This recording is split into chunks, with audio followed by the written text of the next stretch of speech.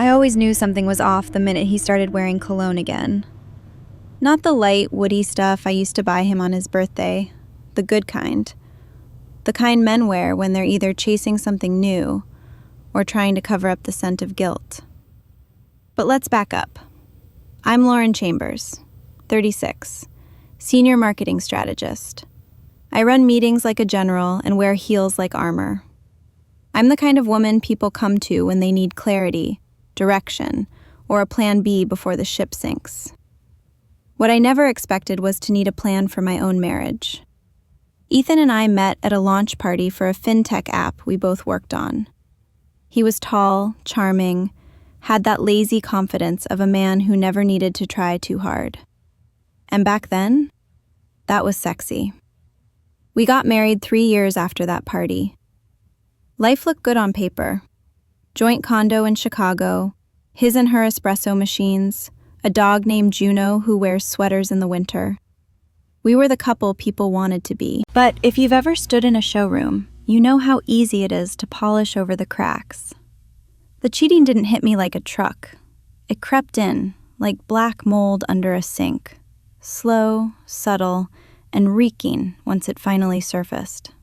It started with a lipstick, coral pink, smudged on the inside of his car's sun visor. I don't wear coral. I wear wine red or nothing at all. I asked him once, casually, and he said maybe it was mine from last summer. I nodded. I knew it wasn't. Then there was the happy hour on Thursdays that turned into client meetings and eventually just, don't wait up. The phone flipped screen down every time. A private Slack channel I wasn't part of anymore. The dead giveaways of a man distracted. But the real proof? It came from Rachel, the intern. God bless the loose-lipped Gen Zs of the world. I was in the elevator when she whispered to her friend about Sophie and Ethan always closing the door during their late syncs. Sophie. The girl from the copy team who dressed like she was auditioning for a reboot of Gossip Girl and flirted like she'd majored in, oops, did I just say that out loud? She was younger, sharper, and made a point of laughing at his jokes, those stupid puns he thought were clever. Now, I could have marched in, slapped a file folder on the desk, and lit his career on fire. But no, that's not how I do things.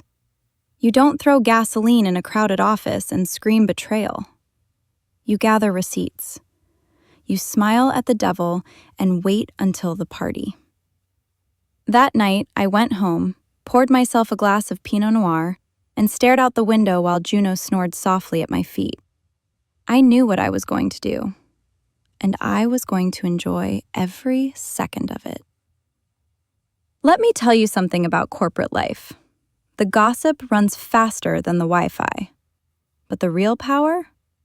It's in the calendar invites. After I confirmed the affair, because at this point, calling it a suspicion would have been an insult to my intelligence, I did what any strategic, emotionally suppressed woman with access to the company's shared drive would do.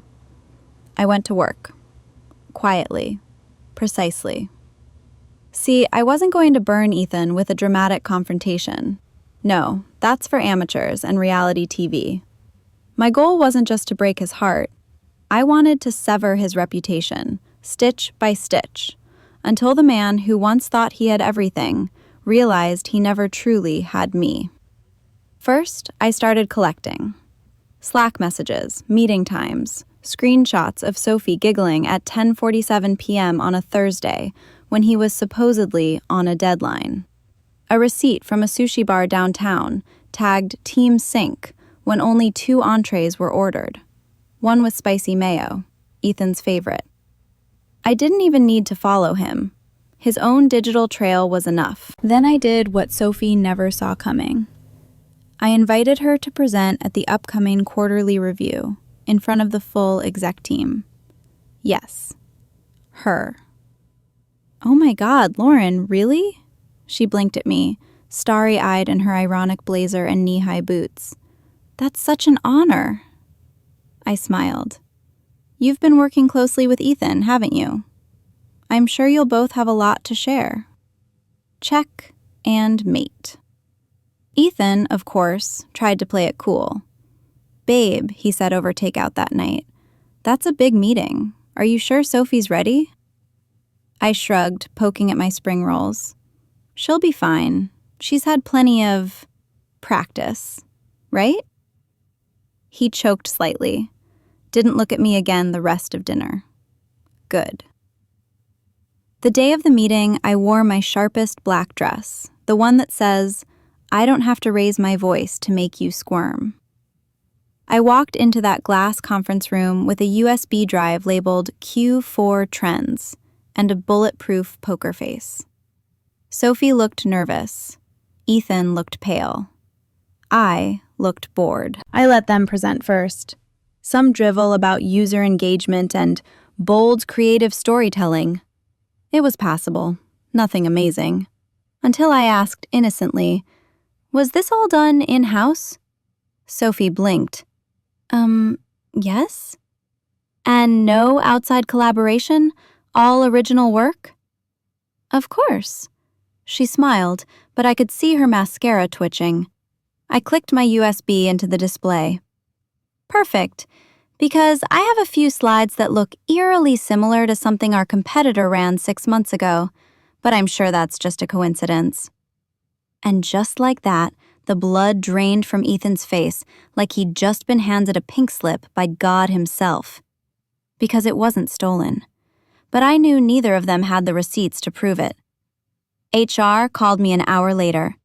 I told them I wasn't accusing anyone of misconduct, just protecting the company's interests. That's what any good strategist would do. The tulips sat in the vase like they were mocking me. Soft, pink, fragile.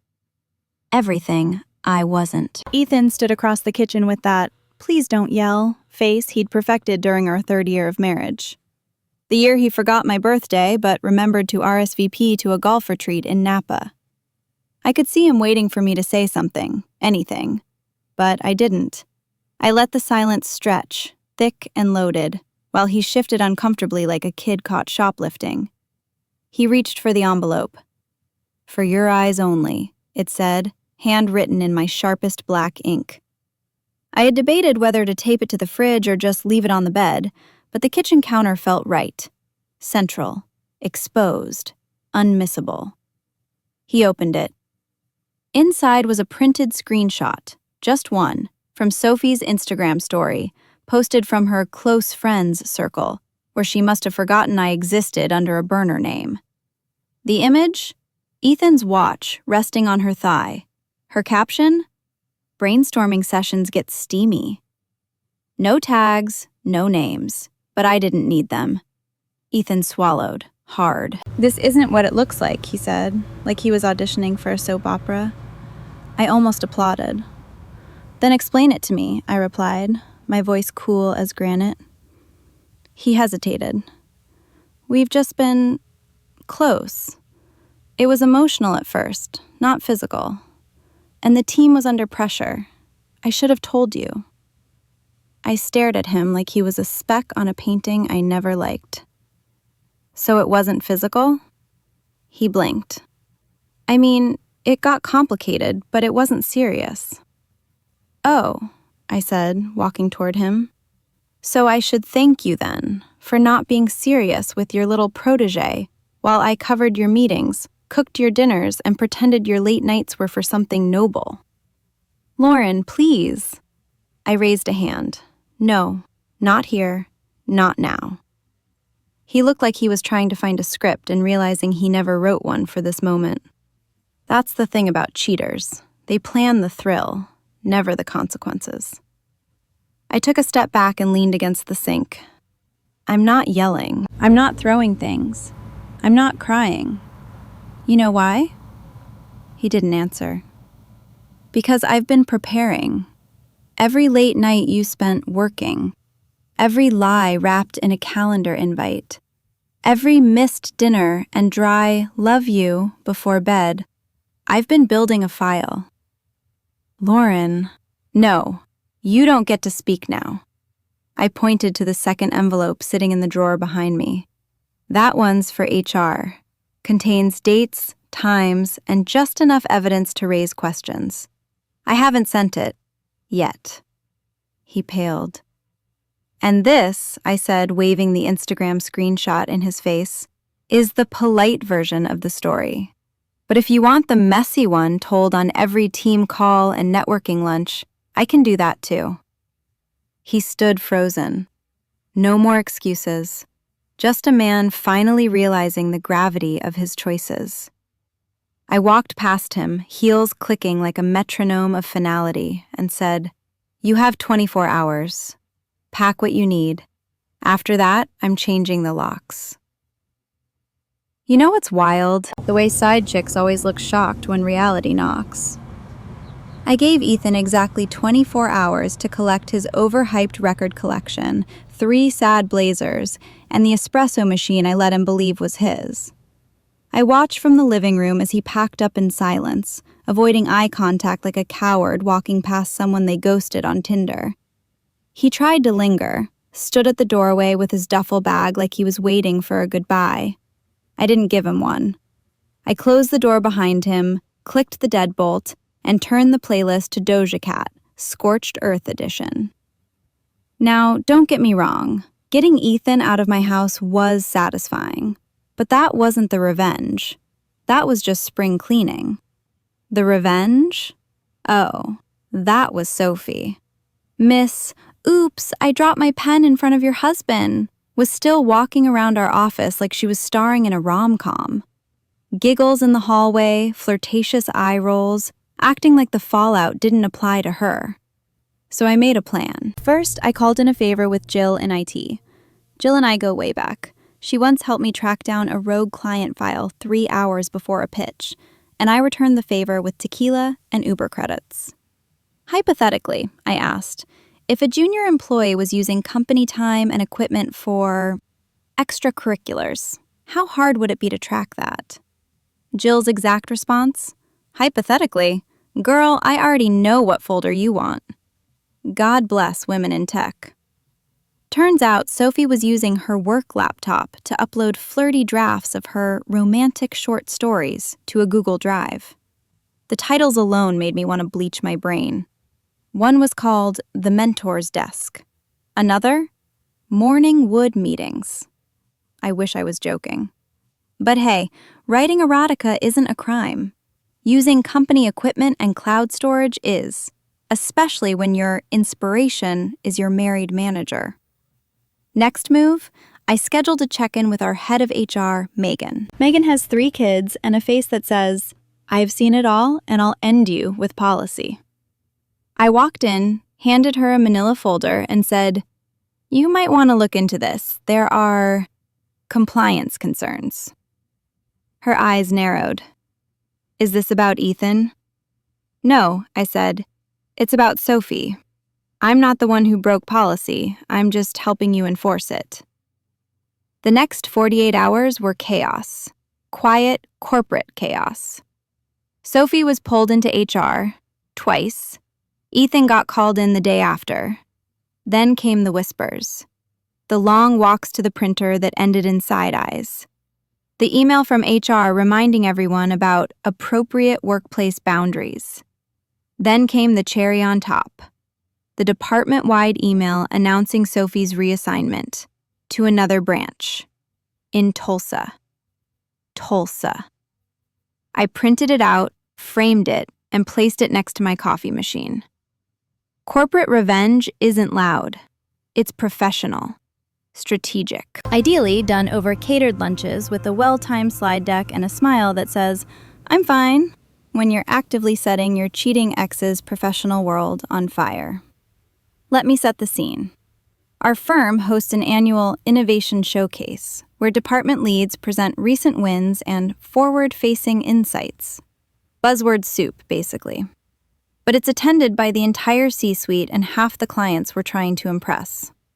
Ethan used to love these things. He'd strut on stage like a peacock in tailored pants, tossing around phrases like synergistic storytelling and impact-driven branding, while I sat in the front row, pretending not to mouth his lines because I'd written most of them.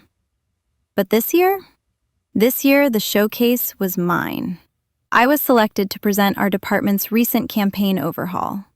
Not because I asked, because I earned it. And because the board, conveniently, had no idea Ethan and I had become a walking HR case study. He, of course, would still be attending. Not as a presenter, just another strategic advisor, melting in the third row, clapping politely while trying to appear unbothered. Perfect. So I did what I do best, built a story. My presentation started like any other. Clean slides, compelling metrics, a joke or two about how Gen Z doesn't read emails, but will analyze a brand's tone like it's a breakup text. The room laughed. People relaxed. Then I got to slide 19. A simple screenshot of our campaign's messaging framework, followed by a blurred-out Slack convo titled Late Night Sync. Ethan sat forward. I could feel his sweat from the podium. I smiled. This slide reminds us that clear communication is everything, especially when working late. A few scattered laughs. Then I advanced to the next slide.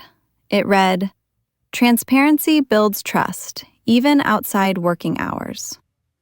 I didn't say his name. I didn't have to. Sophie's little romantic drafts had found their way into one of the marketing examples. Nothing explicit, just subtle enough to be noticed. A line about the thrill of the forbidden brainstorm. The same wording from her document. The same one Ethan gave feedback on, according to the metadata. I waited. Let the silence sit. Then I closed the deck.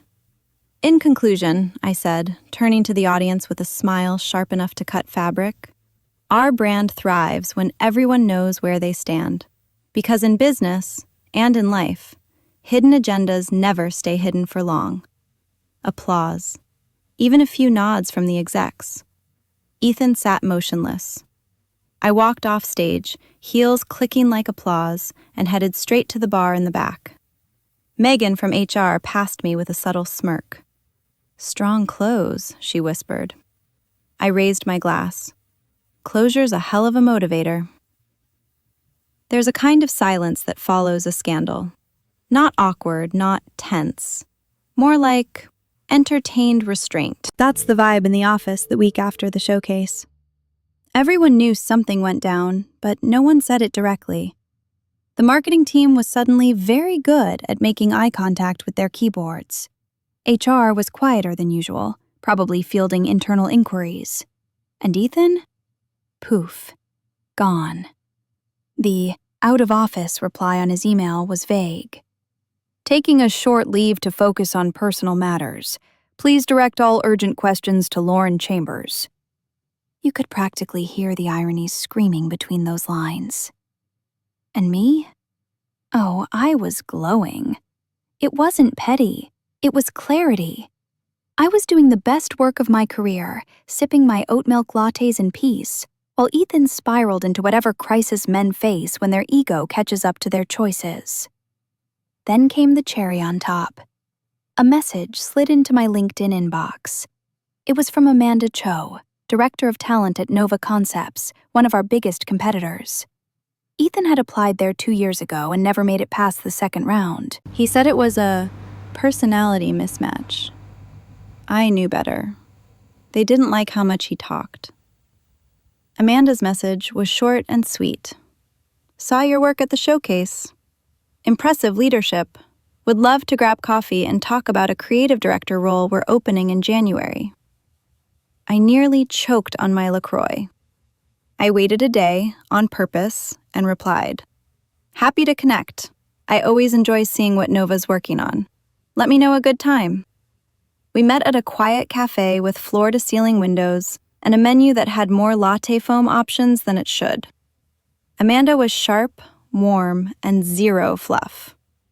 "We've been following your campaigns for months," she said. "Your presentation sealed it." I smiled. "Thank you. It was therapeutic." She laughed. "We like therapy that comes with ROI." We talked numbers, flexibility, creative freedom, leadership structure. And then she dropped the bomb.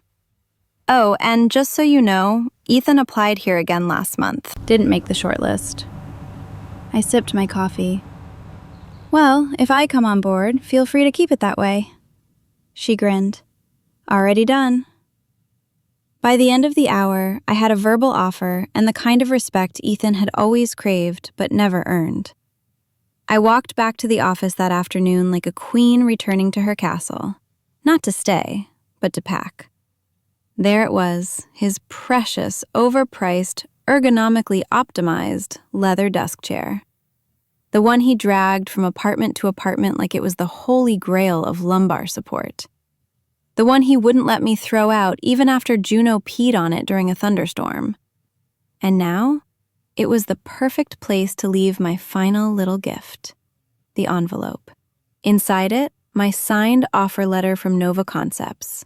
6 figures, full creative control, corner office, and the exact job title Ethan had salivated over for 2 years, Creative Director of Brand Strategy. I even included the email thread with Amanda, just for flavor. Petty? Maybe. Satisfying? Absolutely. See, I hadn't planned on going back to the condo after he left. But when I swung by to grab the last of my winter coats, I saw that chair still sitting there in the office, like a relic of misplaced ambition. He didn't even take it. Maybe he couldn't fit it in his car. Or maybe, deep down, he thought he'd come back. Cute. I placed the envelope dead center on the seat. No note, no lipstick stain, just clean, brutal fact. Then I took a Sharpie from the drawer and wrote one word on the top of the envelope. Mine. Because that job, that chair, that life, it's all mine now. The next morning, I moved into my new office. Floor-to-ceiling windows, minimalist shelves, a sleek black desk that screamed power and restraint. My assistant, Nora, already had coffee waiting and an agenda organized with color-coded tabs. I was finally in a place where my talent was seen, where my voice wasn't competing with a man's need to be the loudest in the room. Midday, I got a text from Ethan. Did you leave something at the condo? I didn't reply. He tried again. So, Nova, huh? Still nothing. Then finally, congrats. You always wanted that job. Guess it's yours now. And that, right there, was the moment I knew I had won. Not because he texted me, not because I got the job, because there was no apology, no regret, just the bitter taste of a man who watched the woman he underestimated rise higher than he ever could. I wasn't expecting to hear from anyone connected to Sophie ever again. She'd been relocated, reassigned, and essentially removed from our firm like a bad plug-in. No exit email, no farewell cupcakes, just gone. But then came the email. No greeting, no sign-off, just a subject line that could have been the title of a Netflix documentary. You should know what she's really capable of. And an attachment labeled audio_4_21_Sophie meeting.mp3. My first instinct? Ignore it. I'd already scorched the earth and salted the soil. I had a new job, a new office, and a clear conscience. Why dig up bones? But curiosity is louder than caution, so I hit play. It was a recording. Muffled at first, someone clearly placed their phone on a table during a meeting. Then, crystal clear, Sophie's voice. Ethan's easy. Just throw around some admiration, pretend to need help. Men like that want to feel smarter than you. You don't even have to sleep with them. Just make them think you might, eventually. My stomach turned. She laughed.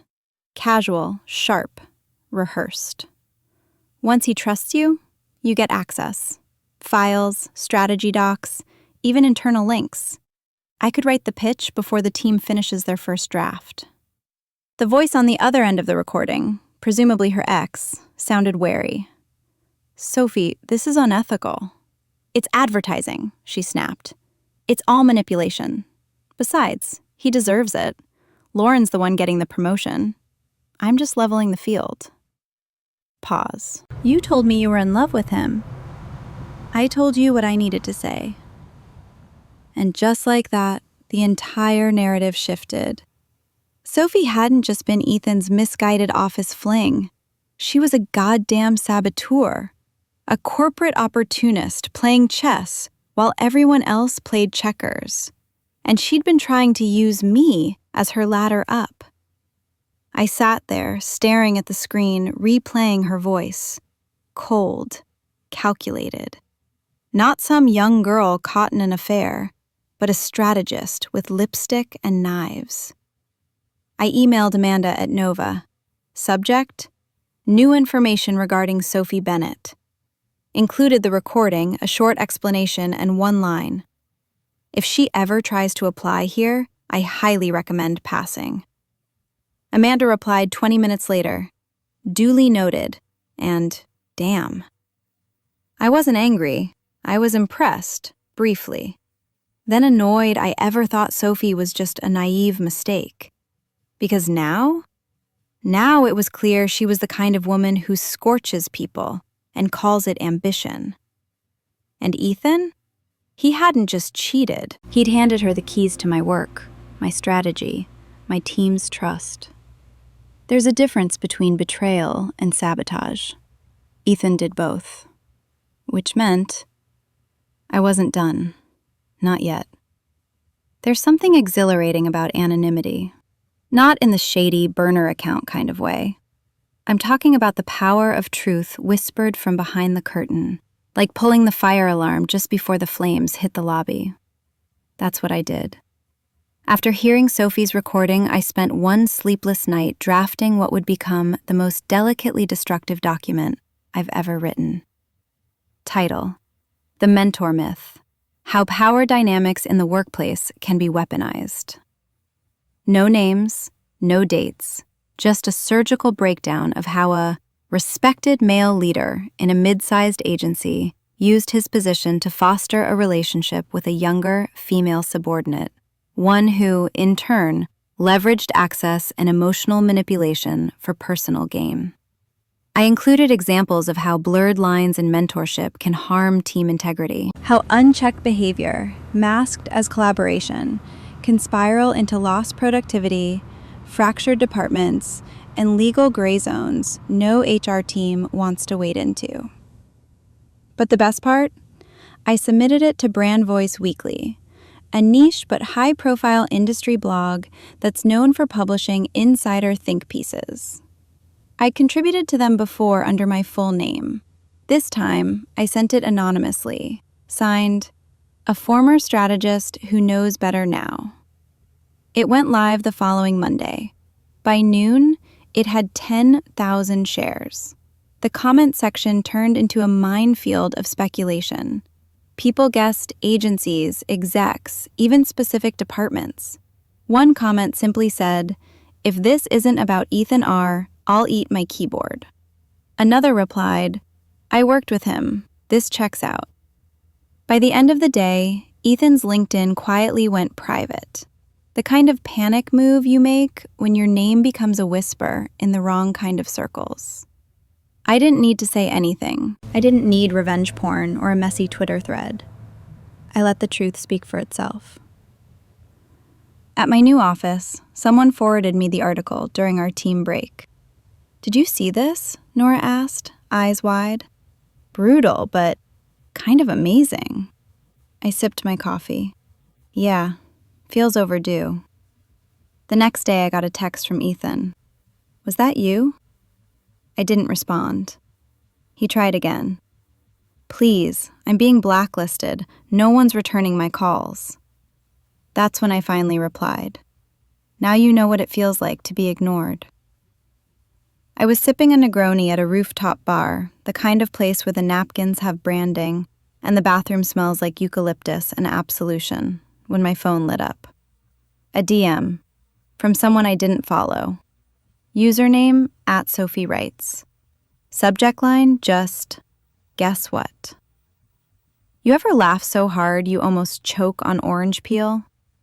The post was public, sloppy, desperate, and filled with enough forced joy to power a Hallmark movie. A pink-themed flat lay of prenatal vitamins, a sonogram, and, God help me, a tiny pair of Converse sneakers. The caption? Sometimes life surprises you. Can't wait to meet this little miracle. Hashtag single mama, hashtag no regrets, hashtag new beginnings. Cue dramatic piano music. I didn't react. I didn't comment. I didn't even screenshot it because karma doesn't need an audience. She makes her own. But it only took 24 hours before Ethan broke the silence, again. Did you see Sophie's post? I was mid-email, negotiating a budget 3 times higher than what Ethan ever managed. I stared at his message, blinked slowly, and texted back, "Is this the part where I'm supposed to care?" He called. I ignored it. Then he emailed. "She says it's mine. I don't know what to do. She's asking for help." I wanted to send him a spreadsheet titled Consequences, Q1 to Q4, but I was already over my petty quota for the week. Instead, I sent a one-line reply. Help her the way you helped me, by pretending to be present and then disappearing. 2 days later, a colleague at my old firm sent me a screenshot. Ethan's name had been removed from the internal employee portal. Word was, HR had finally put the pieces together. The relationship, the optics, the article, the fallout. Done. Fired. Quietly, but permanently. Sophie, from what I gathered, tried pitching herself as a women in branding advocate online. It didn't go well. You can't build a platform out of ashes you lit yourself. As for me, I stood on the balcony of my new apartment. Top floor, high ceilings, hardwood floors that didn't creak with old lies. Juno lay curled up at my feet. My phone buzzed, a new campaign brief, international client, my name at the top. And finally, silence. Not the kind that follows betrayal. The kind that follows closure. A piece I carved for myself, out of heartbreak and high heels. Out of missed calls and strategic strikes. Out of knowing my worth in a world that kept asking me to shrink. So no, this isn't a story about a man who cheated. It's a story about a woman who remembered who the hell she was and made damn sure they did too.